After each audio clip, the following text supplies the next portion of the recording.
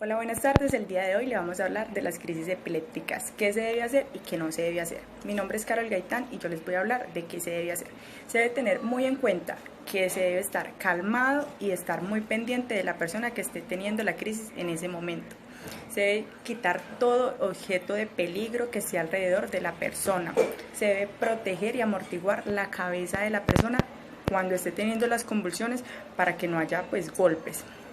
Muy importante, una vez haya acabado la crisis, se debe poner a la persona de lado y la cabeza también por si de pronto hay broncoaspiración por vómito. Y por último, se debe contabilizar el tiempo de las convulsiones. Esto es lo que se debe hacer. Ahora mi compañera Camila Campuzano les va a hablar de lo que no se debe hacer. Hola, yo les voy a hablar sobre lo que no debemos hacer cuando nuestros hijos o un familiar o un paciente de nosotros está presentando una crisis epiléptica. Entonces, lo primero es que no debemos restringir el movimiento de la persona, a menos de que esta persona se encuentre en una situación de peligro.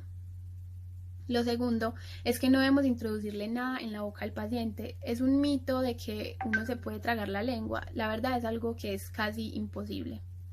Lo tercero es que no se le debe ofrecer líquidos ni alimentos al paciente cuando está recuperando, cuando están los primeros minutos de recuperación, debido a que se le puede ir el líquido o el alimento a los pulmones y finalmente generar una broncoaspiración.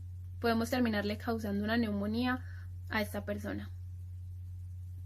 Bueno, ya voy a hablar sobre los aspectos a tener en cuenta cuando debemos llevar a esta persona al servicio de urgencias o llamar a una ambulancia.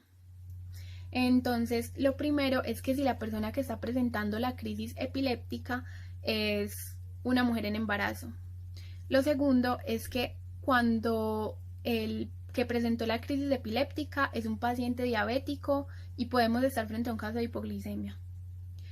Lo tercero es que si la convulsión se presenta cuando está la persona en una piscina, en el mar o en algún lugar pues donde se pueda ahogar, se debe llevar al paciente al servicio de urgencias porque pudo haber presentado una broncoaspiración.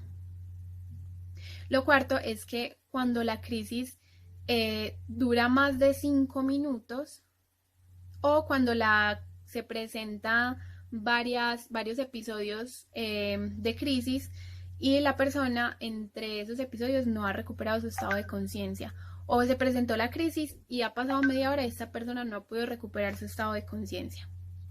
Y cuando no conocemos al paciente y no sabemos si es su primera crisis epiléptica o puede que sepamos que es su primera crisis epiléptica, se debe llevar al servicio de urgencias para saber cuál fue la causa de esta misma.